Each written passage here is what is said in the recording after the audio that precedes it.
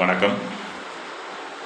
இன்று வரலாற்று சுவடுகள் நிகழ்ச்சியில் இந்த நாளில் நடைபெற்ற ஏப்ரல் மாதம் 23ஆம் தேதி நடைபெற்ற சில முக்கிய நிகழ்வுகள், சரித்திர நிகழ்வுகளை நாம்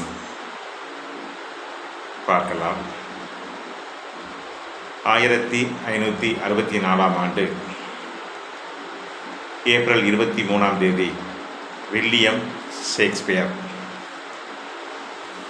பிறந்த தினம் என்று.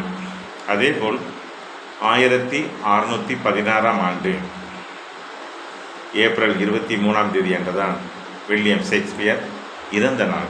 பிறந்த நாளும் இறந்த நாளும் ஒரே மாதத்தில் ஒரே தேதியில் வருஷங்கள் மாறும்.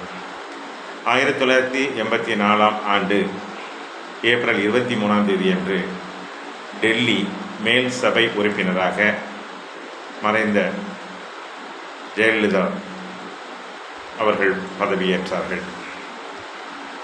1987ஆம் ஆண்டு ஏப்ரல் 23ஆம் தேதி அன்று இளம் விதவைகளுக்கு, பெண்களுக்கு முழு சொத்துரிமை அளிக்கப்பட வேண்டும் என்று இந்திய தலைமை நீதிமன்றம் தீர்ப்பு வழங்கிய ஒரு நாள் இந்த நாள். அதேபோல் வங்க திரைப்பட இயக்குனர், புகழ்பெற்ற திரைப்பட இயக்குனர் சத்யஜித் ரே 1992ஆம் ஆண்டு ஏப்ரல் 23ஆம் தேதி அன்று இறந்த நாள். இந்தியாவில் முதல் வானொலி ரேடியோ நிலையம் எஃப்எம் மிஸ்ஸி எஃப்எம் ரேடியோ மும்பையில் 2002ஆம் ஆண்டு ஏப்ரல் 23ஆம் தேதி துவக்கப்பட்டது. இந்த ஏப்ரல் 23ஆம் தேதி உலக புத்தக நாளாக கொண்டாடப்படுகிறது. இன்று உலக புத்தக நாள். இந்த உலக புத்தக நாளை புத்தகங்கள் நாம் படிப்பதில்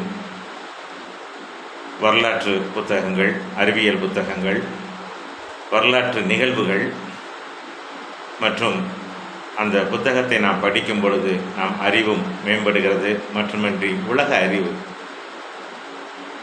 உலக நிகழ்வுகளையும் பொது அறிவுகளையும் நாம் வளர்த்து கொள்ளக்கூடிய ஒரு பக்குவம் உண்டாகும். நிறைய பேர் புத்தகத்தை படிப்பதற்கு ரொம்ப பிரியம் காட்டுவார்கள். ஆனால் சிலர் அந்த புத்தகம் பக்கம் திரும்பி பார்ப்பதே இல்லை. பள்ளிக்கூடத்தில், கல்லூரியில் படிக்கும்போது மட்டும் சரி.